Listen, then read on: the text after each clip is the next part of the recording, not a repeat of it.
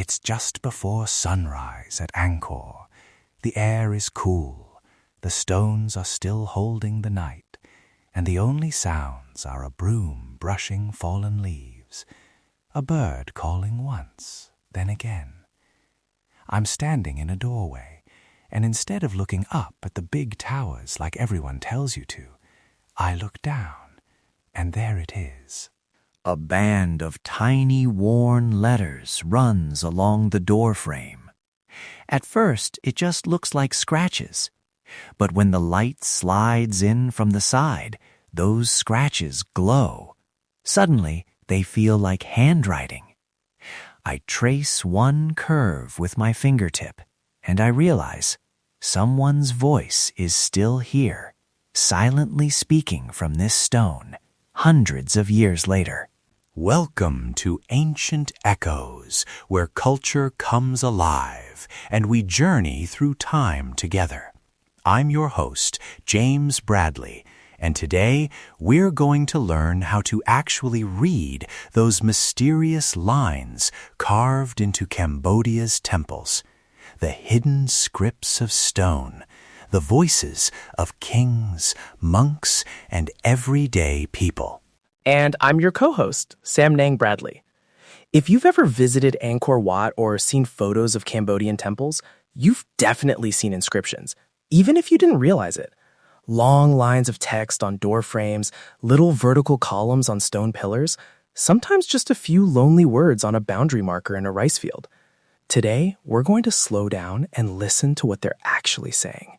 We'll talk about what a Khmer inscription is, how these texts were planned and carved, and what they reveal about musicians, cooks, farmers, dancers, the people who usually get left out of history. And we have two amazing guests to guide us through. First up, joining us from a desk piled with rubbings, notebooks, and probably a magnifying glass or two, we have Dr. Lin, an epigraphist who specializes in Khmer scripts and inscriptions from Angkor and beyond. Dr. Lin, welcome to Ancient Echoes. Thank you, James. I'm delighted to be here. And yes, there is definitely a magnifying glass involved in my daily life. We also have Sophia, a Cambodian heritage guide who has spent countless dawns and dusks walking visitors through temple corridors, showing them not just where to take a good photo, but how to really see these sites. Sophia, it's so good to have you with us. Thank you, James. Chamrip Sor to everyone listening. I'm excited because inscriptions are like the subtitles of our temples, and most people never turn them on. I love that. The subtitles of the temples? Let's turn those on. So, Dr. Lin, let's start at the very beginning. For someone who's never thought about this before, what exactly is a Khmer inscription? The simplest way to think about it is this. A Khmer inscription is a text that has been carved into a durable material, usually stone, sometimes metal, using the writing systems and languages of the Khmer world. So when you walk into a temple and see neat lines or columns of carved characters, that's an inscription. It's the ancient version of a document, but one you can't easily misplace.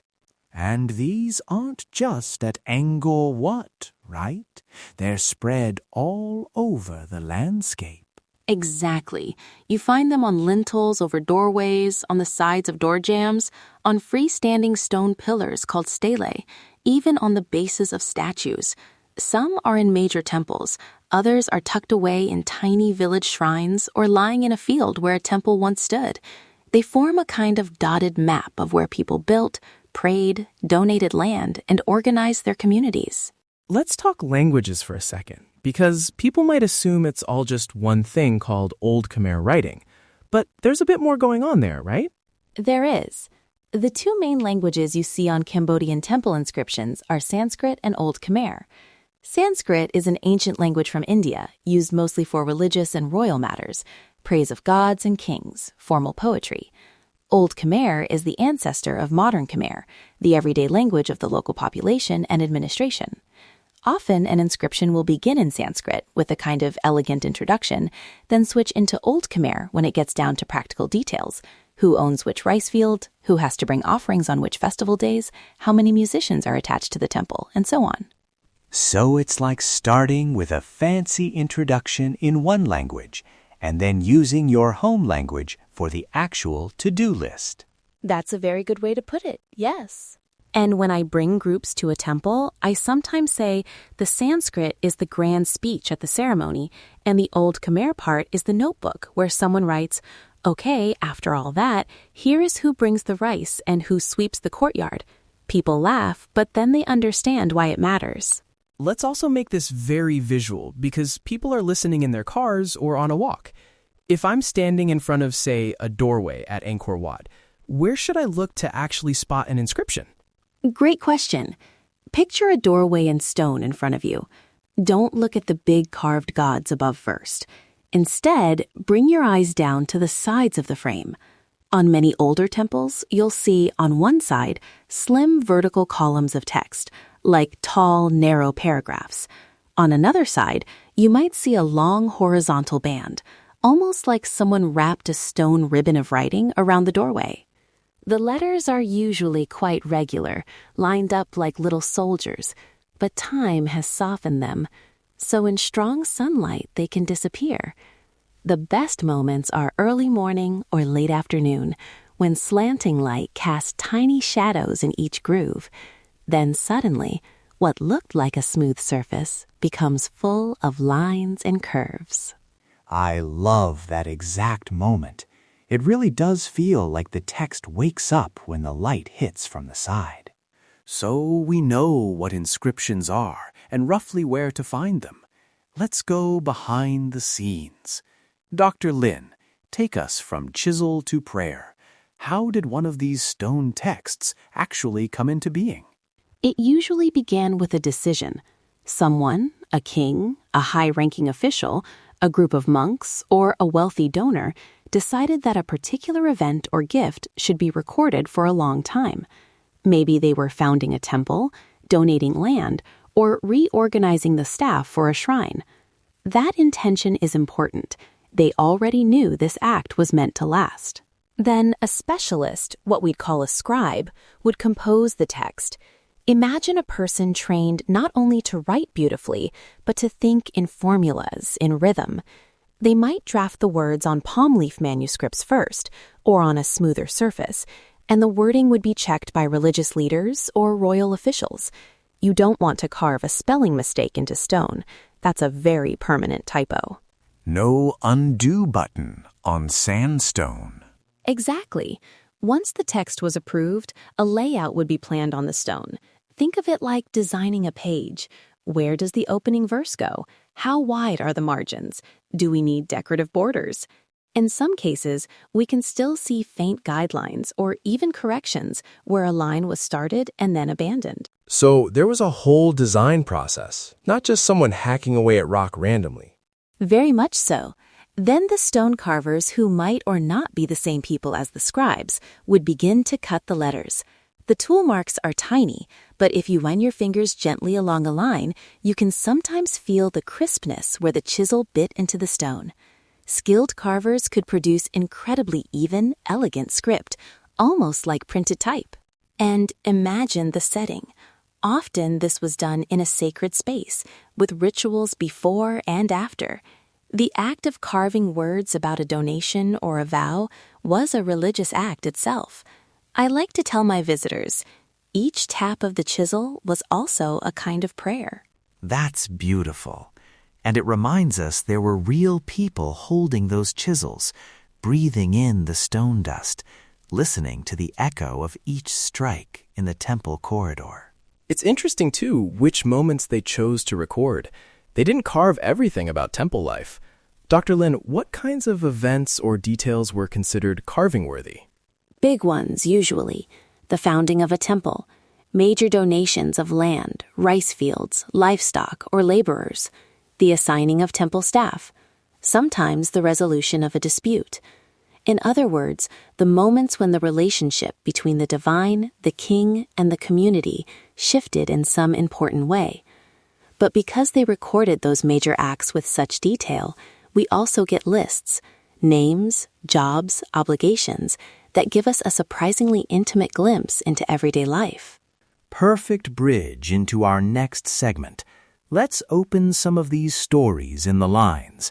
Can you share a favorite excerpt? Something that really made you feel you were hearing a human voice, not just a royal decree. There's one inscription I love at a lesser-known temple outside the main Angkor Park.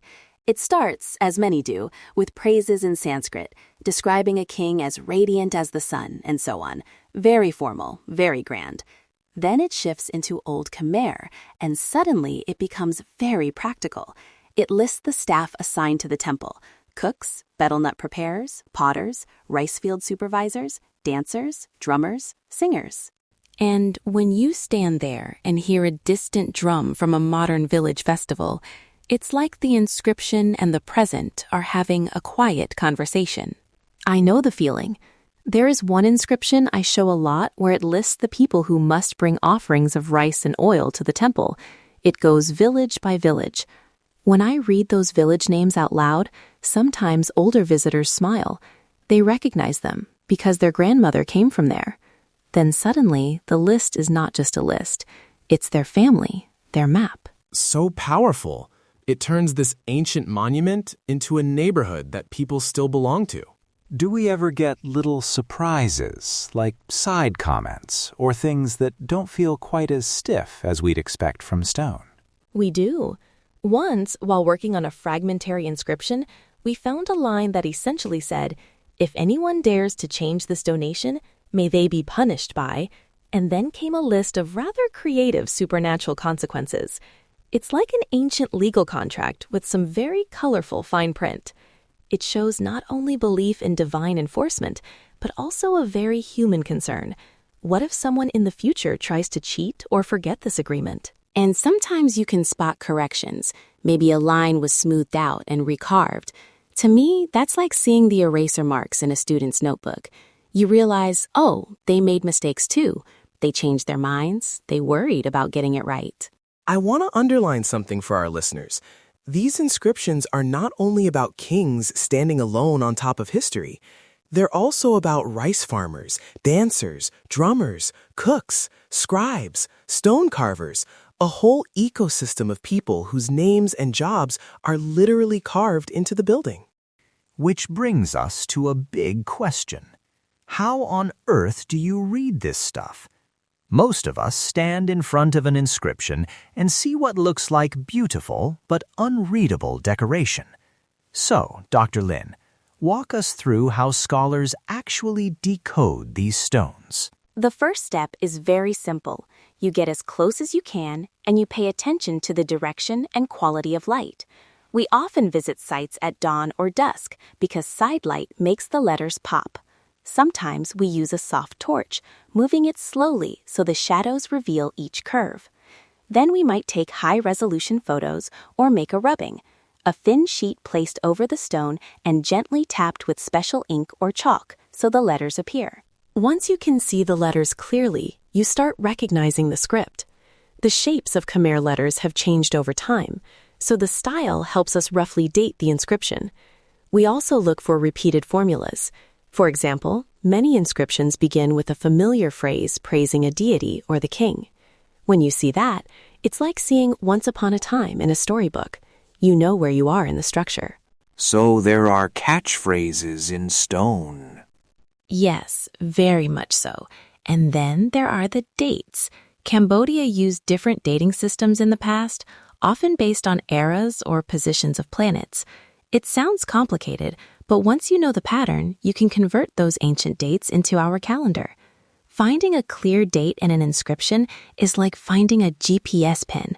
Suddenly you know, this was carved, say, in the mid-11th century, during a certain king's reign. Do you have a fieldwork memory that really captures what it feels like to read stone in the wild, not just in a book? Yes. I remember one morning at a smaller temple, far from the main tourist paths. We arrived before sunrise. The inscription we wanted to study was on a doorframe that stayed in shadow most of the day. For months, no one had been able to read the lower lines clearly. That morning, as the sun rose, just for about 15 minutes, the light cut across the stone at exactly the right angle. Letters that had been almost invisible suddenly stood out. My colleague and I scrambled to photograph and sketch as quickly as we could, laughing because it felt like the temple had decided, fine, I'll let you see this, but only today. I love that. For me, one memory is inside a dark gallery at Angkor. There's an inscription on a pillar that most visitors just walk past. Too dark, too worn. One evening, I brought a small group there with a flashlight. We turned off everything else, then slowly moved the light up and down. As the letters appeared, it was like watching a photograph develop in a dark room. Everyone fell silent. One person whispered, "It's like someone is writing right now." That moment stayed with me. I'm getting chills just imagining that beam of light sliding over the text. Okay, let's say our listeners are planning a visit to Angkor, or maybe to a local temple in their own town that has some carved text. How can they visit with new eyes? What are some practical tips to actually engage with inscriptions respectfully and meaningfully? If you walk through a temple like you're late for a flight, the inscriptions will just blur past. Choose one doorway, one pillar, one stone. Stand with it for a couple of minutes. Let your eyes adjust.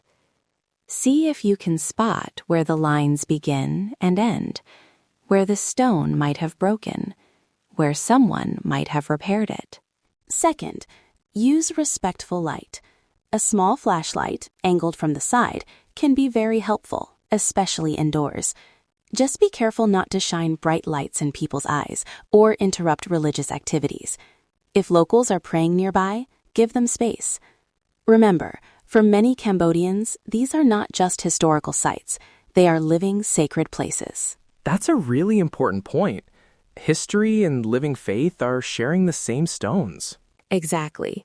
Third, photographing inscriptions can be wonderful, especially if you want to compare them later with resources or with what we share online. Try to take clear, close shots that show the whole text area and then a few details.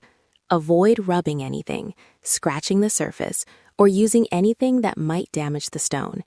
Light and patience are your best tools. If you're listening to this and thinking, I'll never be able to read Old Khmer, that's okay. Even just noticing where the texts are, how they're laid out, which doorways or statues they choose, that already changes how you experience the temple. And this is where I get to plug something I'm really excited about. On my YouTube channel, I've put together a series of close-up videos of inscriptions from Angkor and other sites. You'll see exactly the kind of door frames and pillars we're talking about, with slow walkthroughs, simple overlays showing the lines, and in some cases, side-by-side snippets of translation. So you can listen to this episode now, and later, when you're home, watch those videos and say, "Oh, that's the horizontal band Sophia described," or that's the staff list Dr. Lin mentioned. We'll link those in the show notes so you can easily find them. We also love hearing from you. If you have photos of carved text from Cambodia or anywhere, really, that made you curious, share them with us. Post them on social media and tag Ancient Echoes and tag Samnong's channel as well. Tell us where you were and what you wondered when you saw those lines of script. And if you're Cambodian or part of the Khmer diaspora, and you've seen inscriptions in your local pagoda or in a museum abroad, we would really love to hear your stories. Maybe your grandparents told you something about them, or maybe you have questions. Those questions help all of us see our heritage in new ways. From a researcher's point of view, every new photo, every new observation, even from a visitor, can be valuable. Sometimes someone notices a small line of text that has been overlooked. So please don't underestimate your role as observers and caretakers of this written heritage. As we start to wrap up, I love to zoom out for a moment. We've talked about where inscriptions are, how they were carved, the everyday stories they hold, and how scholars and visitors can read them. What do these voices in stone change about how we see Cambodia's temples overall? For me, they shrink the distance between then and now.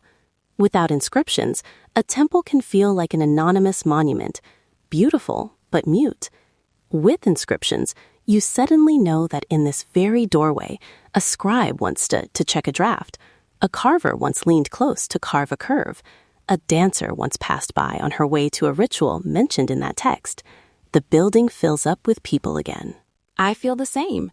When I guide people, I want them to feel that Angkor is not just a place of giant stones, but a place of small human gestures. The inscriptions are proof. They say, we were here. We worked, we prayed, we argued, we organized our lives. When you read even a little bit of that, you carry the temple differently in your heart. And I think for many of us in the Khmer community, there's a healing and a pride in seeing our ancestors' own words, not just being told about our history by others. These texts are like letters from the past, reminding us that our culture has been thinking deeply, creating beautifully, and organizing community life for a very long time. Beautifully said. Stone inscriptions become bridges between grand architecture and intimate stories, between centuries-old kings and present-day rice farmers, between travelers from around the world and the people who carved their lives into these walls. If today's conversation opened your eyes to those quiet lines of text on Cambodian temples, we'd love for you to stay connected. Follow Ancient Echoes on your favorite social platforms. Share a photo of an inscription that caught your eye and tag us so we can explore it together. Then hop over to Somnang's YouTube channel for those close-up inscription videos and simple diagram overlays we mentioned, the perfect visual companion to this episode. And if you haven't already, subscribe to the podcast so you don't miss future journeys into Cambodian history and Khmer culture. We'll be diving into everything from traditional music to village festivals, always looking for those human voices behind the monuments. Next time on Ancient Echoes, we'll step away from stone and into sound, exploring how temple music and chanting shaped the atmosphere of sacred spaces, then and now. Until then, discover the echoes of history, embrace the heart of Cambodia, and let's unlock the echoes of history together.